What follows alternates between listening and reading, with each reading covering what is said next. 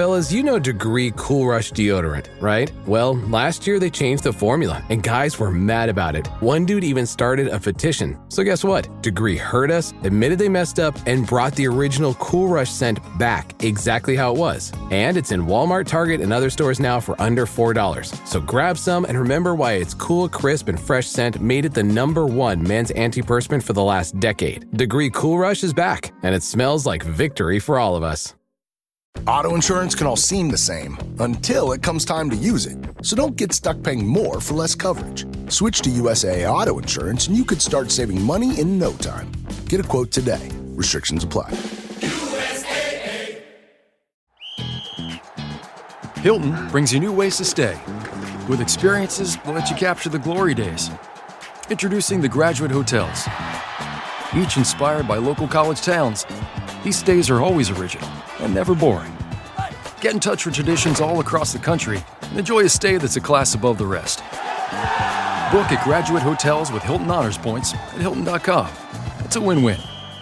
Hilton, for the stay. From the Fifth Quarter Studios in Madison, Wisconsin, you are listening to High School Hoops with our hosts, Steve Collins and Jake Steger. Hey everybody, welcome to High School Hoops, episode 29. Before we get started, I'd like to give a big shout out to Dr. Dish. Make sure you go over and check them out. We'll put them down in the show notes. They are the #1, in my opinion, shooting machine on the market. Muscle memory is a real thing, and you can get the amount of shots you can get up with a shooting machine are second to none. If you have any questions, you can let me know, let them know. Make sure you mention us and you'll get $300 off your next purchase.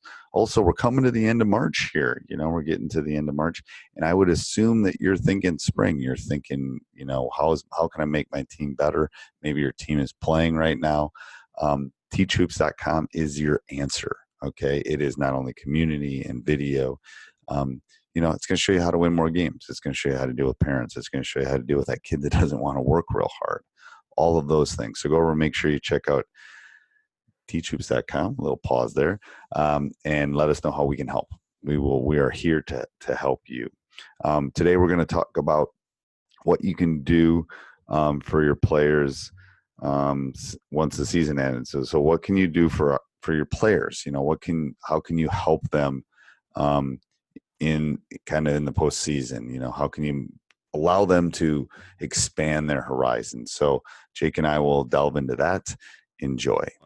All right. Welcome to High School Hoops, episode 29. All right. What are we doing this week, Coach? So last week we talked about ending the season on a positive note holistically, but then it's like we have these players that are sitting in our locker room, or incoming 8th graders are going to be freshmen, and sophomores are going to be juniors, and the great thing about juniors is they're going to be seniors. It's like, so what do we do for our players once the season ended to get them ready and get them excited for the next season to come? I mean, you talked about it last time. I think it's important as a coach that if we're not always forward thinking right after the next season ends, and it's probably time to done being a high school basketball coach. Yeah, it is.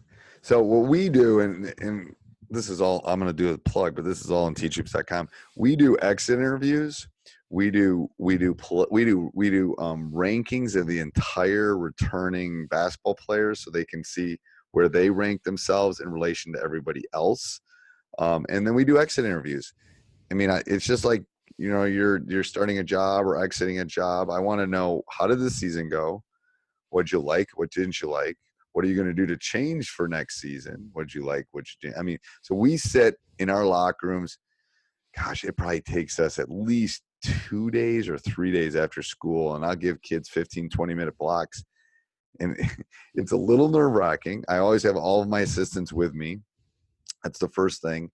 And then I can remember when my son came in as a freshman, pulled him in just because I wanted him. And I had all my assistants in there. And we're in a semicircle, and he's in the middle, and we're all talking to him and, telling him what he had to do and blah, blah, blah. And then what he told his mom we said and what we actually said were two different things. It's crazy. And that's my own kid. So that's why I always have other coaches in these exit meetings, because then there's another adult hearing what's actually being said. But we were honest with him. It's like, you got to do this, you got to do this, you got to do this, you got to do this if you ever want to play. So sometimes you have to circle back on the exit interviews too, because it's scary for them to be sitting in front of all their coaches, one-on-one, and having to answer questions and do things like that. But I think it's really important as an educator, as a coach, to say, hey, here's what you need. Here's how you can get better. Here's how I'm here to help you get better. Again, this is up to you. It's no different than if you're in my math class. Here's what you need to be able to do. Here's how you can do it.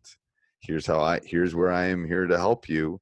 Then they have to, you can't go and make the shots for them. You can't get in the weight room for them, those kind of things. So I think that's really important for building a program, but for also, I think it's just being honest with kids. And some of them will decide, ooh, I'd rather go hang out with my friends at the pool this summer. It's like, that's cool. That's part of a growing experience too. It's not any better or worse than what we're doing, but I just want to be able to have that conversation with them, and be honest with them. I think that's really, really important. Yeah, I don't think a lot of people are honest with them at that age. No, and I think they need to be. I'm even honest with my 4th and 5th graders, and I teach in a high poverty area where they have a lot of difficulties, and I tell them, these are the things or the behaviors or the things that are going to happen to you if you decide to keep going on with your life. I have real discussions even with 4th and 5th graders. Right. And I don't think that we as coaches, we should continue to have real conversations with young men and young women about where they stand in playing time and their commitment to the game of basketball. I think so often we're afraid about losing kids and this and that, but do you really want a player that's not going to give it 110% commitment? Right. Or you tell them that everybody's going to get a chance to play? Well, that's not really true. Yeah. The reality is that you got to do these things and you might play. I think we have a chance to. That's the exact discussion. It's like you have to do this, this, and this. And that's not guaranteeing you're going to play. That's giving you a chance to maybe play. Yes. Because then you're just giving them a false reality of life. You know what I mean? Like if you go to college and you get your degree, you have the chance of getting your ideal job. It's not like going to happen right away either. So well, I think it's only helping them in the long run. Parents may not see it that way because they're not in our shoes, but I get it, and I think it's better for a program as you move forward into before the season. Well, I hope you're enjoying that. I sure am. Please go over and subscribe and leave a review. We really do love those. Also, we would ask that you go over and check out teachhoops.com for coaches who want to get better. It is the solution for your coaching journey. It doesn't matter if you're a youth coach, does not matter if you're a high school coach, does not matter if you're a college coach. It's got a little bit of everything. And if we don't have it, the community will help you solve it. I just got off a call with a teachhoops.com member. He's working on some run and jump and some pressure things, and we're trying to work through that. And we're going to call back and draw some stuff up for him. So, we're here to help you through this great journey, through the obstacles and the joys. So come join our community over at teachhoops.com. All right, let's get back to the podcast. Before the season, because you're going to eliminate some of that, what we talk constantly, clutter before. And part of it's the building process too. Right. It's like especially for those of you that are trying to build something. Like I have some street cred. So, we won a lot. I have some street cred. So what I say, I'm getting older. So the street cred is I'm kind of in that wavering stage right now. But when you're building a program, it's like you got to kind of sift off the excess fat too. It's like, if you're not willing to get in the gym for 2 hours in the summer, if you're not willing to do this, then, you should take up curling or something in the winter rather than, playing basketball. So I think those are important discussions to have with them.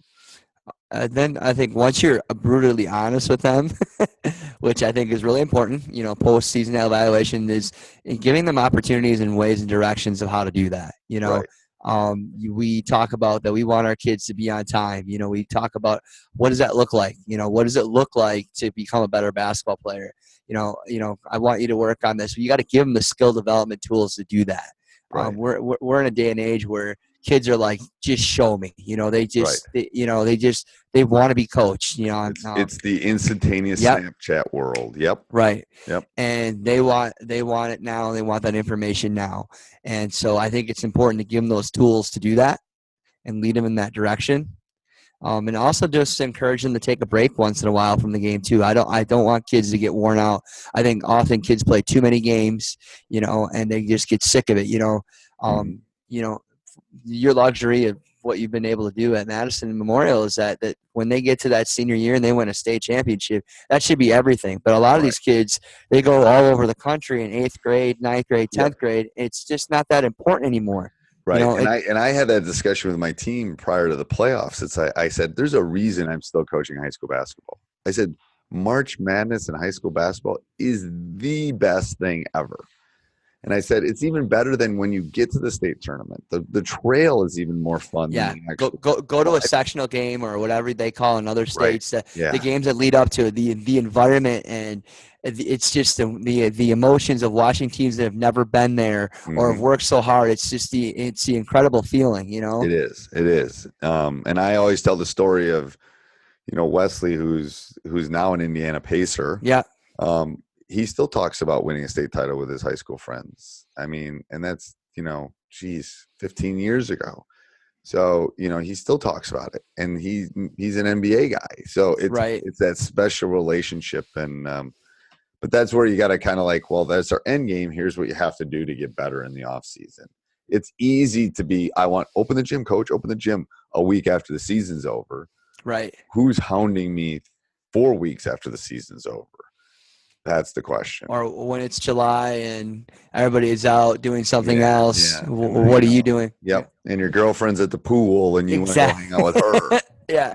Yeah. All right. Yeah, for sure. Anything else, Coach?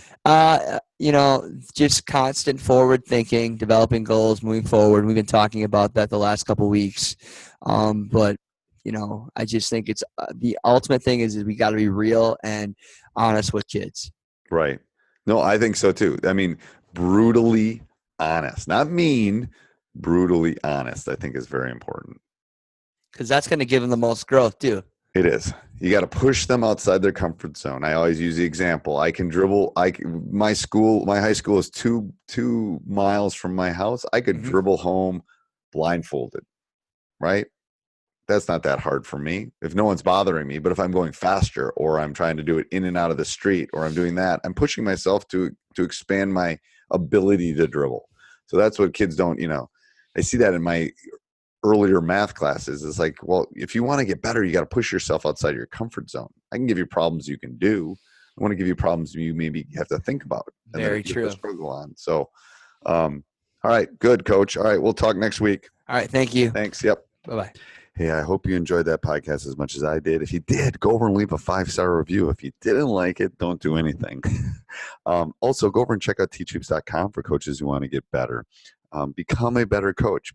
Take yourself outside of that comfort zone. Join our community. Let myself and our entire community help you through this great journey. Doesn't matter if it's parents. Doesn't matter if it's the kid not playing hard. It doesn't matter if you don't know how to break the 1-3-1 zone. We will help you. So go over and check it out. Have a great day. This podcast is part of the Sports Social Podcast Network.